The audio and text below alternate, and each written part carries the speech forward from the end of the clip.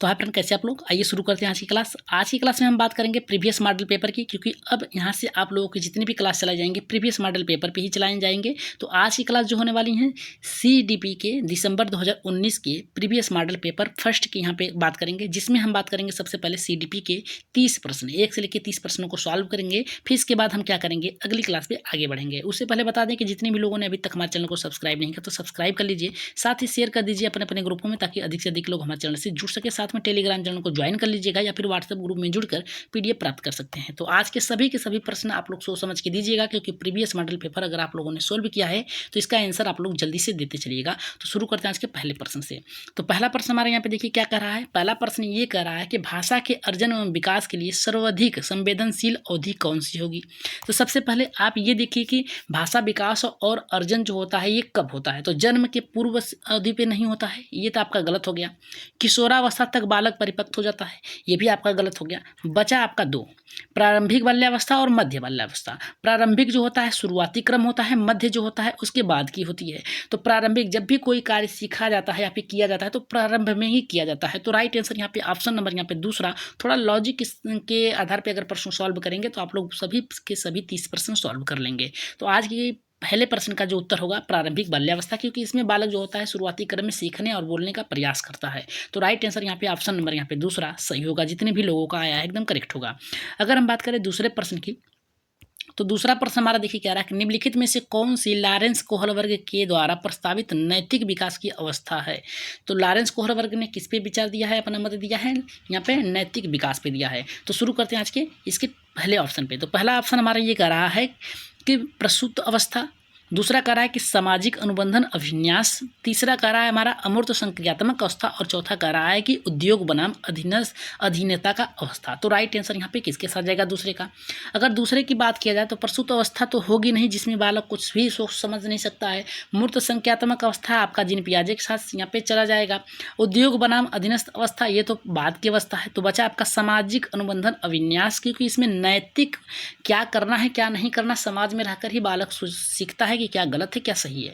तो right answer option number इसका भी क्या होगा, आपका दूसरा ही होगा। अगर हम बात करें यहाँ पे, ये प्रश्न आपके 3 बार पूछे जा चुके हैं, 2019 से लेकर आपके 2024 तक 3 बार पूछे जा चुके हैं, प्राइमरी जूनियर दोनों में। ये 100% है कि 1 नंबर का यहाँ से आपका आता है हर बार। तो ये करा कक्षा में परिचर्चा के दौरान, परिचर्चा मतलब बात हो रही है दौरान, शिक्षक प्राय कहता है लड़कियों की तुलना में लड़कों पर अधिक ध्यान देता है। ये किसका उदाहरण है। देखिए कह रहा है कि कक्षा में चर्चा चल रही है, फिर पर चर्चा चल रही है, उसके दौरान शिक्षक जो होता है क्या लड़कियों की तुलना में लड़कों पर अधिक ध्यान देता है। यानी कोई प्रश्न 2 ठो पूछ रहा है तो 2 लड़कों से पूछ रहा है और बचा 1 प्रश्न तो वो लड़कियों से पूछ रहा है। इस आधार पे आप कह सकते हैं इसे कहा जाता है जेंडर, यहाँ पे पक्षपात, जेंडर पहचान, जेंडर समृद्धता, यहाँ पे कह रहा है जेंडर समरूपता। तो राइट आंसर यहाँ पे तीसरे का किसके साथ जाएगा। तो तीसरे का जो हो रहा है पक्षपात हो रहा है, तो जेंडर पक्षपात होगा, जेंडर रूढ़िवादिता के अंतर्गत आएगा। जेंडर की पहचान नहीं कर रहा है कि कौन सा लड़का कौन सी लड़की, गलत है। जेंडर की संबंधता, यानी जेंडर में कौन समान है कौन संबंध है ये नहीं बता रहा है। जेंडर में समरूपता नहीं करा, एक समान नहीं करा, तो यहाँ पे पक्षपात ही तो हो रहा है। राइट आंसर जो जाएगा आपका पहले के साथ जाएगा। अगर क्लास बेहतर लग रही है आज की तो एक बार सब्सक्राइब और लाइक जरूर कर दीजिएगा, शेयर करिएगा अपने दोस्तों में।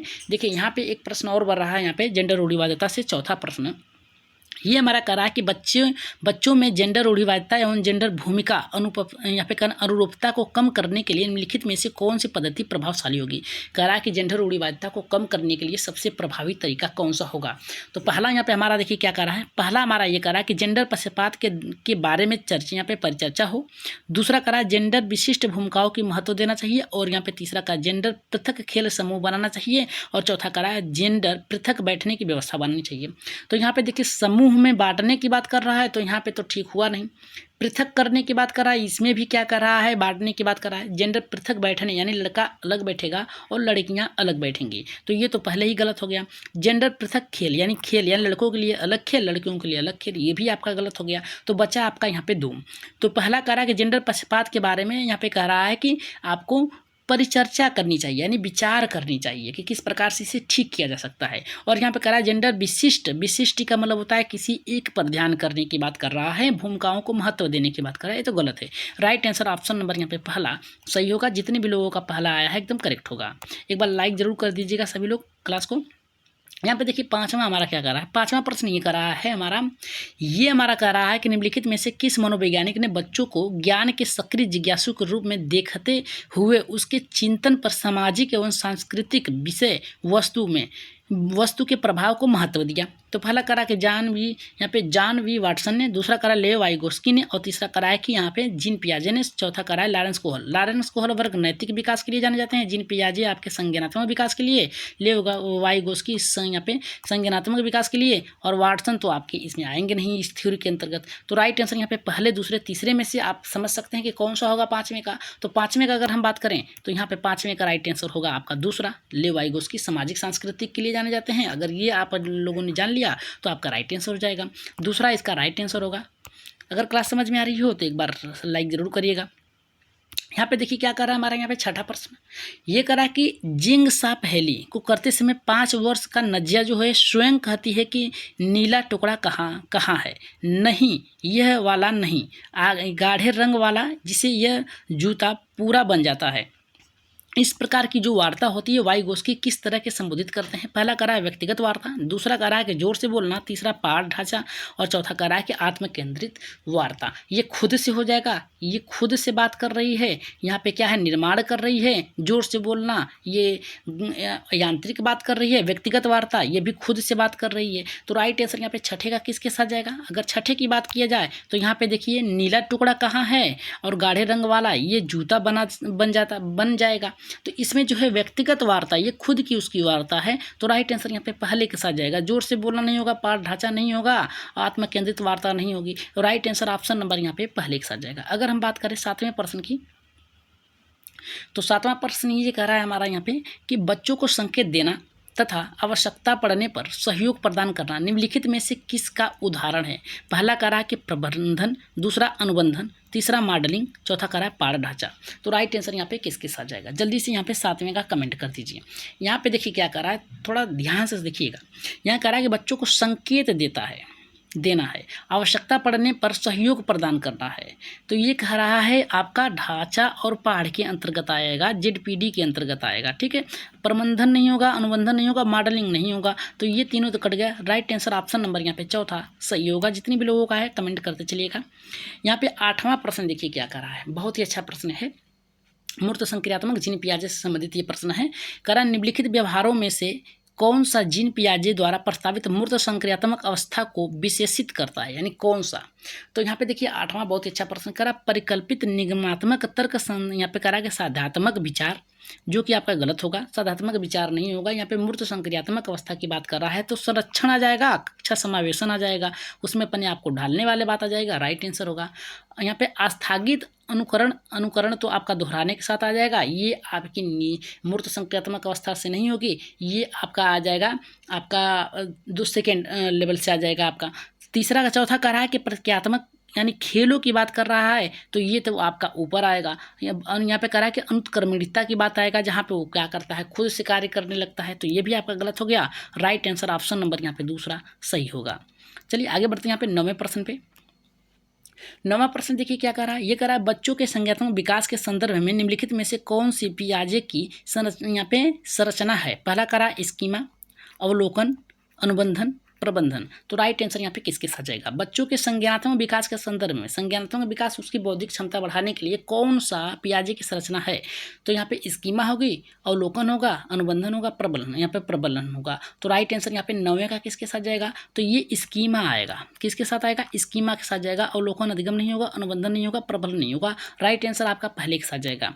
अगर हम बात करें यहाँ पे 10वें प्रश्न की, जो कि बहुत ही बेहतर प्रश्न है, ये कह रहा है कि आकलन का प्राथमिक उद्देश्य क्या होना चाहिए। पहला हमारा कह रहा है विद्यार्थियों की श्रेणी निश्चित करना, यानी बांटने की बात कर रहा है, यहाँ पे बांटने की बात कर रहा है वो, ठीक। दूसरा कह रहा संबंधित अवधारणा के बारे में बच्चों की स्पष्टता तथा भ्रांतियों को समझना।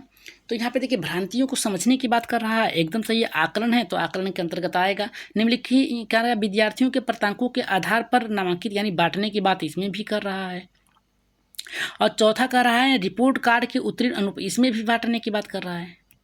ठीक, यहाँ पे देखिए प्राथमिक उद्देश्य क्या होना चाहिए, संबंधित अवधारणा के बारे में बच्चों की स्पष्टता भ्रांतियों को समझना कि क्या गलतियाँ कर रहे हैं। राइट आंसर आपका दूसरे के साथ जाएगा। जितने भी लोगों का ऑप्शन नंबर यहाँ पे दूसरा है एकदम करेक्ट होगा। अब बात करेंगे हम 11वें प्रश्न पे। 11 का देखिए बहुत ही अच्छा प्रश्न करा, निम्नलिखित कथनों में से कौन सा बुद्धि के बारे में सही है। पहला करा बुद्धि एक निश्चित योग्यता है जो जन्म के समय ही निर्धारित होती है। दूसरा करा कि बुद्धि को मानकीकृत परीक्षणों के प्रयोग से सटीक रूप से मापा एवं निर्धारित किया जा सकता है। और तीसरा करा है कि बुद्धि एक यहाँ पे एकात्मक कारक तथा एक एकांकिक है। और चौथा करा बुद्धि बहुआयामी है तथा जटिल योग्यताओं का एक समूह है। तो राइट आंसर यहाँ पे किसके साथ जाएगा, 11वें का। अगर 11वें की बात करें तो 11वें का राइट आंसर चौथे के साथ जाएगा। बुद्धि जो है बहुआयामी, बहुत प्रकार की बुद्धियाँ होती, कोई आपकी तार्किक बुद्धि किसी में होगी, किसी में आपकी सामाजिक बुद्धि होगी, किसी में आपकी संगीत कार्य बुद्धि होगी, किसी में आपके अलग अलग प्रकार की बुद्धि होंगी। कह सकते हैं कि बुद्धि अलग अलग प्रकार की होती हैं। तो राइट आंसर चौथे के साथ जाएगा। अगर 12वें के प्रश्न की बात करें तो 12 का कह रहा है कि रूही हमेशा समस्या के एकाधिक यहाँ पे समाधानों के बारे में सोचती है, यानी एक समस्या है उसे कई तरीकों से सोचकर सॉल्व करने का प्रयास करती है। इसमें काफ़ी समाधान मौलिक होते हैं। रूही किन गुणों का प्रदर्शन कर रही है। पहला करा सृजनात्मकता विचार, दूसरा अभिसारी, तीसरा करा कि अमन्य विचार, चौथा करा आत्म केंद्रित।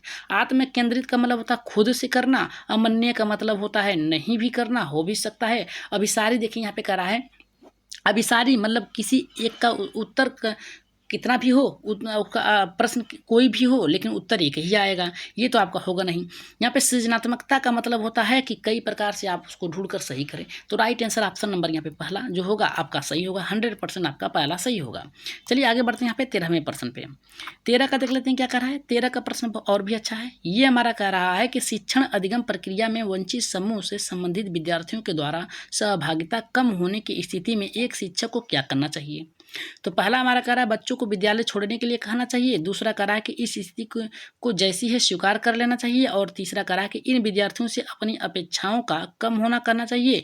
और चौथा कह रहा है कि अपनी शिक्षण पद्धति पर विचार करना चाहिए तथा बच्चों को सहभागिता के सुधार करने के लिए तरीके ढूंढने के लिए कहना चाहिए। सबसे बेहतर उत्तर होगा आपका चौथा, क्योंकि इसमें अलग अलग विचार होंगे, अलग अलग सहभागिता होंगी और क्या होंगे, नए तरीके ढूंढने के लिए सृजन कार्य होगा। तो यहाँ पे कहना छोड़ देना आपका गलत होगा, स्वीकार कर लेना जैसी स्थिति है ये भी गलत होगा। विद्यार्थियों की अपेक्षा कर रहा है, अपेक्षाओं को कम करने की बात कर रहा है, नहीं। तो राइट आंसर ऑप्शन नंबर यहाँ पे चौथा सही होगा। आगे बढ़ रहे हैं यहाँ पे 14वें प्रश्न पे। 14 का प्रश्न करा एक समावेशी कक्षा, मतलब सभी को एक साथ लेके चलने वाली बात होनी चाहिए। इसमें समावेशी का मतलब होता है अक्षम बालक। एक शिक्षक को विशिष्ट शैक्षिक योजनाओं को कैसा करना चाहिए। पहला कह रहा है कि तैयार नहीं करना चाहिए, गलत है, तैयार करना चाहिए, याद रखिएगा। कभी कभी तैयार करना चाहिए, नहीं। सक्रिय रूप से तैयार करना चाहिए, एकदम। तैयार करने के लिए हतोत्साहित नहीं होना चाहिए, नेगेटिव वर्ड है, इसे काट दीजिए। राइट आंसर ऑप्शन नंबर यहाँ पे तीसरा सही होगा। अगर हम बात करें यहाँ पे 15वें प्रश्न की, तो 15वां प्रश्न देखिए क्या करा कि 15वां प्रश्न करा पठन वैकल्प बच्चों के प्राथमिक लक्षण क्या होते हैं। पहला करा कि न्यून अवधान विकार होता है प्रथम वाले में, जो कि आपका गलत है, न्यून नहीं उच्च होता है। अपसारी चिंतन, पढ़ने में धारा प्रवाही होता है। प्राथमिक का बालक है तो अपसारी कर ही नहीं सकता, तो ये गलत है। धारा प्रवाह पढ़ने की अक्षमता होती है, यही राइट आंसर होगा, क्योंकि प्राथमिक स्तर पे जो बालक होता है ठीक से पढ़ नहीं पाता है। तो इतना तो आपको पता ही होना चाहिए। तो राइट आंसर होगा ये जो होगा आपका उच्च स्तर पर जाएगा, ये भी आपका उच्च स्तर पर जाएगा। एक ही गतिशील कार्य को बार बार करना, दोहराने की बात करा है, गलत है। तो राइट आंसर ऑप्शन नंबर यहाँ पे तीसरा सही होगा। चलिए आगे बढ़ते हैं यहाँ पे 16वें प्रश्न पे। अगर क्लास बेहतर लग रही हो तो एक बार लाइक कर दीजिएगा, सेशन को शेयर करके एक बार सब्सक्राइब कर लीजिएगा चैनल को। तो यहाँ पे देखिए क्या कर रहा है हमारा 16वां, कर रहा है कि शिक्षा का अधिकार अधिनियम 2009 में उल्लेख है कि समावेशी शिक्षा की अवधारणा निम्नलिखित में से किस पर आधारित होती है। यहाँ पे कह रहा है एनसीएफ के द्वारा कह रहा है कि व्यवहारवादी होनी चाहिए सिद्धांत। दूसरा हमारा कह रहा है कि अशक्त बच्चों के प्रति भौतिक अभिवृत्ति होनी चाहिए। तीसरा कह रहा है कि अधिकार आधारित मानववादी परिप्रेक्ष्य होनी चाहिए। और चौथा कह रहा है कि मुख्यतः व्यावसायिक शिक्षा उपलब्ध करा के अशक्त बच्चों को मुख्य धारा में शामिल करना चाहिए। तो 16वें का राइट आंसर किसके साथ जाएगा, तो इसका राइट आंसर जाएगा 16वें का तीसरे के साथ जाएगा, अधिकार आधारित मानवतावादी परिप्रेक्ष्य होना चाहिए, क्योंकि समावेशी शिक्षा की बात कर रहा है, अवधारणा की बात कर रहा है और अधिनियम 2009 एनसीएफ 2009 के अनुसार पूछ रहा है। तो राइट आंसर ऑप्शन नंबर यहाँ पे तीसरा आपका करेक्ट होगा। आगे बढ़ रहे हैं यहाँ पे 17वें प्रश्न पे। 17 का प्रश्न देखिए बहुत ही बेहतर है। ये हमारा करा कि संरचनावादी ढांचे में अधिगम प्राथमिक रूप से कैसा होना चाहिए। पहला करा कि यंत्रवत याद करने पर आधारित हो। याद करना आपका एक नेगेटिव वर्ड है, काट दीजिए। यहाँ पे करा प्रबलन पर केंद्रित होनी चाहिए। प्रबलन पर केंद्रित होनी चाहिए, नहीं। छात्र केंद्रित होनी चाहिए। यहाँ पे करा है कि अनुबंधन द्वारा अर्जित होनी चाहिए, नहीं। अवबोधन की प्रक्रिया पर केंद्रित होनी चाहिए, एकदम। अवबोधन की किस प्रकार से बालक सोच रहा है उसके आधार पे होनी चाहिए, उसके ढांचे। आगे बढ़ रहे हैं यहाँ पे 18वें प्रश्न पे। अगर 18 की बात करें हम लोग प्रश्न की, तो ये और भी बेहतर प्रश्न हो जाता है, क्योंकि इसमें बताया है कि अनेक घटनाओं के बारे में बच्चों के द्वारा बनाए गए यहाँ पे कह रहा है सहानुभूति सिद्धांतों के संदर्भ में एक शिक्षिका को क्या करना चाहिए। अनेक घटनाएं हैं उसके बारे में बच्चों के द्वारा बनाए गए गहन सहानुभूति यानी अलग अलग प्रकार की जो बुद्धियां हैं उसके पे विचार करने के लिए कह रहा है। तो पहला हमारा कह रहा है कि बच्चों के इन सिद्धांतों को अनदेखा करना चाहिए, नहीं। बच्चों को दंडित करना चाहिए, नहीं। बच्चों को याद करने के लिए एक से अधिक सिद्धांत पर बदल देना चाहिए, याद करने के लिए नहीं होना चाहिए। प्रतिकूल प्रमाण एवं उदाहरणों को प्रस्तुत करके बच्चों के इन सिद्धांतों को चुनौती देना चाहिए, एकदम सही है। क्योंकि इसमें अगर बालक से पूछेंगे कि आपने इसकी आधार पर बनाया है, बताया है, तो आप उस देखेंगे कि वो अपना मत देगा। तो चुनौती देंगे तो अलग अलग तर्क देगा। तो राइट आंसर होगा आपका चौथा, एकदम करेक्ट होगा चौथा आपका। अगर हम बात करें 19वें प्रश्न की, 19वां तो और भी बेहतर है। यहाँ से आपके एक प्रश्न बनते हैं हर बार। करा छात्र केंद्रित शिक्षा शास्त्र का क्या विशेषता है। पहला करा कि केवल पाठ्य पुस्तक पर केवल दिया है, नेगेटिव वर्ड है, तुरंत काटिए आप। दूसरा करा बच्चों के अनुभवों को प्रमुखता देना। प्रमुखता तो दे सकते हैं, लेकिन यहाँ पे देखिए यंत्रवत याद करने की बात कर रहा है, नेगेटिव काट दीजिए। योग्यता के आधार पर विद्यार्थियों को नामांकित करना एवं वर्गीकृत करना, क्या विशेषता होती है 19 की। तो 19 की देखिए यहाँ पे दूसरा सही लग रहा है। यहाँ पे योग्यता वर्गीकृत करने यानी बांटने की बात कर रहा है, तो नेगेटिव पर पॉजिटिव का प्रयोग करके इसे भी काट दीजिए। राइट आंसर आपका जाएगा किसके साथ जाएगा, दूसरे के। जितने भी लोगों का दूसरा आया है एकदम सही होगा। चलिए आगे बढ़ते हैं। यहाँ पे दूसरे 20वें प्रश्न की आज की क्लास के आगे बढ़ते हैं। करा संवेग एवं संज्ञान का एक दूसरे से कैसा संबंध है। याद रखिएगा संवेग और जो यहाँ पे संज्ञान है एक दूसरे से क्या है, सन्निहित हैं, यानी मिले हुए हैं। पूर्णतः अलग नहीं है, स्वतंत्र नहीं है, संबंधित नहीं है, सन्निहित है, दोनों से मिले जुले हैं संवेग और संज्ञान। ठीक है, संवेग का मतलब होता है भेजना, ठीक है। संज्ञान का मतलब होता है उस पर विचार करना।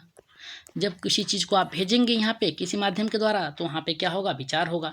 तो राइट आंसर आपका किसके साथ जाएगा, तीसरे के साथ जाएगा। इतना याद रखिएगा आप लोग। 21वें प्रश्न पे अगर हम बात करें तो वो भी और भी बेहतर हो जाता है। इसमें कह रहा है संरचनावादी सिद्धांतों के अनुसार अधिगम के बारे में निम्नलिखित कथनों में से कौन सा सही है।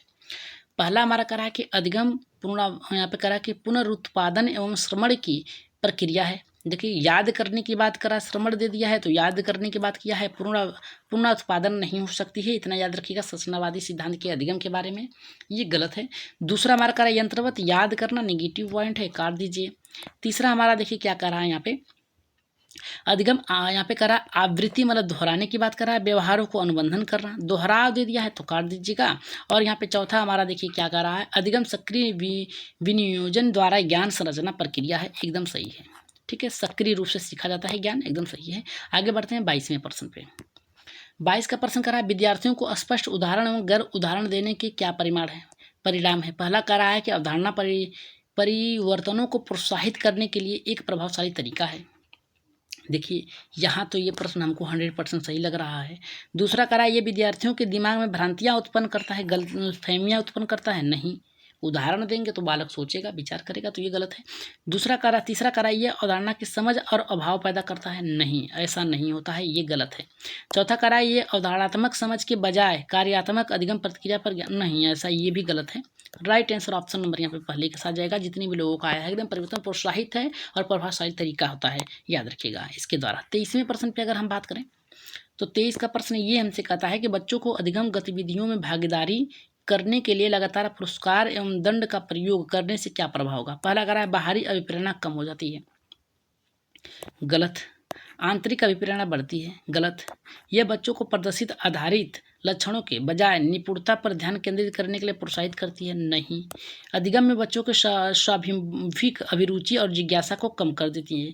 याद रखिएगा अगर कोई बालक है उसे आप लोग 10 रुपये दे रहे हैं, किसी बालक को 2 रुपये दे रहे हैं, किसी बालक को कुछ नहीं दे रहे हैं, और इनसे कहते हैं कि ये कार्य करो, ये बालक क्या है, नहीं करेगा। ये भी बालक नहीं करेगा, कहेगा जब आप उसको 10 रुपये दे रहे हैं उसी कार्य को लिए तो उसी से करा लीजिए। इसमें क्या होता है, जिज्ञासा कम हो जाती है दंड और यहाँ पे पुरस्कार से। आगे बढ़ते हैं यहाँ पे आज की क्लास के 24वें प्रश्न पे। 24वां प्रश्न देखिए बहुत ही बेहतर प्रश्न है, इसको थोड़ा सा अच्छे से सॉल्व करिएगा आप लोग। यहाँ पे देखिए क्या रहा है हमारा, निम्नलिखित में से कौन सी प्रथाएं सार्थक अधिगम को बढ़ावा देती है? शारीरिक दंड, सहयोगात्मक अधिगम परिवर्तन, सतत एवं समग्र मूल्यांकन, और यहाँ पे कह रहा है हमारा निरंतर तुलनात्मक, और यहाँ पे कह रहा है कि मूल्यांकन। तो राइट आंसर यहाँ पे 24वें का किसके साथ जाएगा? देखिए कह रहा शारीरिक दंड तो नहीं हो सकता, प्रथाएं अधिगम को बढ़ावा देती हैं, तो शारीरिक दंड तो बढ़ावा देगी नहीं। सहयोगात्मक अधिगम पर्यावरण एकदम सही देगा। सतत और समग्र मूल्यांकन देगा। निरंतर तुलना करना भी आपका गलत होगा, तो पहला गलत है, चौथा गलत है, तो दूसरा और तीसरा सही है। किसमें है? पहला तो गलत है, दूसरा सही है, पहला गलत है, दूसरा तीसरा यहाँ पे सही है। राइट आंसर ऑप्शन नंबर यहाँ पे दूसरा सही होगा। आगे बढ़ते हैं यहाँ पे आज की क्लास के 25वें प्रश्न पे। ये प्रश्न कर रहा है कि शिक्षक बच्चों को जटिल अवधारणाओं को समझ को यहाँ पे किस प्रकार सहज कर सकते हैं? जटिल अवधारणाएं जो भी समझ में ना आए उसको और भी सहज रूप से किस प्रकार से रखेगा बालक सीख सकता है? तो पहला करा कि एक व्याख्यान देकर, दूसरा करा प्रतियोगात्मक अवसरों की व्यवस्था करके, तीसरा करा बार बार यांत्रिक अभ्यास देकर, और चौथा करा अन्वेषण एवं परिचर्चा के लिए अवसर उपलब्ध करा के। अब देखिए यहाँ पे अगर आप लोग टैग वर्ड का प्रयोग करेंगे तो बहुत अच्छे तरीके से यहाँ पे सोच लेंगे। यहाँ पे अगर आप पहली बात तो आप प्राथमिक स्तर के बालक को यहाँ पे समझा रहे हैं, तो व्याख्यान देना तो आपको उच्च कक्षाओं के लिए हो जाएगा व्याकरण के द्वारा। प्रतियोगात्मक अवसरों को व्यवस्था, छोटा बालक है, प्रतियोगिता के आधार पे यहाँ पे आप बांट सकते हैं, किसी को दंड देंगे, किसी को पुरस्कार देंगे, तो यहाँ पे गलत है। बार बार अभ्यास कराना, यांत्रिक अभ्यास करना, ये गलत है। अन्वेषण मतलब होता है खोज, और परिचर्चा का मतलब होता है उन दोनों में विचार, और अवसर का मतलब जितना मिलेगा उतना वो क्या करेंगे, अधिक क्रिएटिव होंगे। तो राइट आंसर यहाँ पे क्या होगा? चौथा सही होगा। आगे बढ़ रहे हैं यहाँ पे 26वें प्रश्न पे। 26वां प्रश्न देखिए बहुत ही अच्छा प्रश्न है। ये प्रश्न करा, एक प्राथमिक विद्यालय की अध्यापिका बच्चों को एक प्रभावशाली समस्या समाधान बनाने के किस प्रकार से प्रोत्साहित कर सकती है? समस्या समाधान मतलब समस्या को देखकर सॉल्व करे, इसके लिए क्या कर सकती है? तो पहला करा कि प्रत्येक छोटे कार्यों के लिए भौतिक पुरस्कार बार बार देंगे, तो वहाँ पे वो क्या होगा, कोई कार्य करेगा, कोई नहीं करेगा। तो इस आधार पे हम कह सकते हैं कि ये गलत है। केवल प्रतीकात्मक ज्ञान महत्व देगा। देखिए केवल शब्द दिया है, नेगेटिव वर्ड है, काट दीजिएगा। तीसरा करा गलत उत्तर को अस्वीकार करके दंडित करना और अस्वीकार करना, ये आपका गलत होगा। बचा आपका देखिए चौथा, बच्चों को सहजतापूर्वक अनुमान लगाने के लिए प्रोत्साहित करके उसी को वहाँ पे माध्यम बनाना चाहिए। राइट आंसर ऑप्शन नंबर यहाँ पे चौथा जितने लोगों का आया एकदम करेक्ट होगा। चलिए आगे बढ़ते हैं यहाँ पे नेक्स्ट प्रश्न पे। नेक्स्ट प्रश्न पे आगे बढ़ते हैं जो कि 27वां प्रश्न है। 27वां प्रश्न देखिए क्या कह रहा है हमारा यहाँ पे, निम्नलिखित अवधि में किसमें शारीरिक वृद्धि एवं विकास तीव्र गति से घटित होता है? मतलब घटित का मतलब होता है, ठीक है, घटित होता है, इसकी बात कर रहा है। तो यहाँ पे देखिए पहला करा प्रारंभिक, यहाँ कह सकते हैं शैशवावस्था एवं प्रारंभिक बाल्यावस्था, तो यही तो आपका सही होगा। प्रारंभिक बाल्यावस्था एवं मध्य बाल्यावस्था हो नहीं सकता, शैशवावस्था में होता है। मध्य बाल्यावस्था किशोरावस्था में नहीं होगा, किशोरावस्था वयस्क में नहीं। राइट आंसर ऑप्शन नंबर पहला एकदम सही, सरल है ये प्रश्न। आगे बढ़ रहे हैं यहाँ पे 28वें प्रश्न पे। ये करा निम्नलिखित में से कौन सा विकास का सिद्धांत नहीं है? नहीं की बात कर रहा है विकास का। विकास जीवन पर्यंत होता है, एकदम सही है। विकास परिवर्तन होता है, एकदम सही है। विकास आनुवंशिक एवं पर्यावरण दोनों के प्रभावित करता है, देखिए होता है। तो यहाँ पे कह रहा है कि विकास सार्वभौमिक है तथा सांस्कृतिक संदर्भ में प्रभावित नहीं होता, एकदम होता है। यही आपका ऑप्शन जो होगा गलत है, और यही भी आपका चौथा आपका सही होगा। नहीं पूछा है तो यही आपका सही होगा। आगे बढ़ रहे हैं यहाँ पे नेक्स्ट प्रश्न पे, 29वें प्रश्न पे।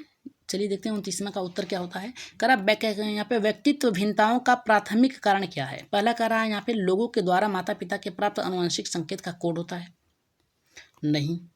दूसरा कह रहा जन्मजात विशेषताएं होती है, नहीं। पर्यावरण प्रभाव होता है, नहीं। आनुवंशिकता और पर्यावरण के बीच की जटिल पारिस्थितिकी यहाँ पे क्रियाएं हैं, एकदम सही है। चौथा ऑप्शन एकदम सही होगा। अगर हम बात करें आज की क्लास का लास्ट प्रश्न जो कि आपका 30वां है, तो ये करा निम्नलिखित में से कौन सा द्वितीयक सामाजिक एजेंसी का उदाहरण है? पहला करा परिवार एवं पास पड़ोस, दूसरा करा परिवार एवं मीडिया, तीसरा करा परिवार एवं मीडिया, चौथा करा कि मीडिया एवं पास पड़ोस। तो इसका आंसर आप लोग कहाँ देंगे? कमेंट बॉक्स में बताइएगा कि आज की क्लास कैसी लगी, और यहाँ पे 30वें का आंसर जो है आप लोग कहाँ देंगे? आंसर कमेंट बॉक्स में देंगे, और बताएंगे कि आज आप लोगों ने 30 में से कितने प्रश्न को सही किया है। अगर क्लास बेहतर लगी हो आज की तो एक बार लाइक शेयर सब्सक्राइब जरूर करिएगा, क्योंकि आज की क्लास आप लोगों के लिए बहुत ही बेहतर तरीके से बनाई गई थी। तो शुरू करने से पहले अगली क्लास यही कहेंगे कि इसमें जितने लोगों का स्कोर बेहतर आया होगा, अगर बता देंगे कितने प्रश्न सही किए हैं, तो अगली क्लास में उनका नाम और उनके यहाँ पे स्कोर बताए जाएंगे। तो आज के लिए इतना ही, धन्यवाद। जाते जाते शेयर सब्सक्राइब लाइक जरूर करिएगा, धन्यवाद।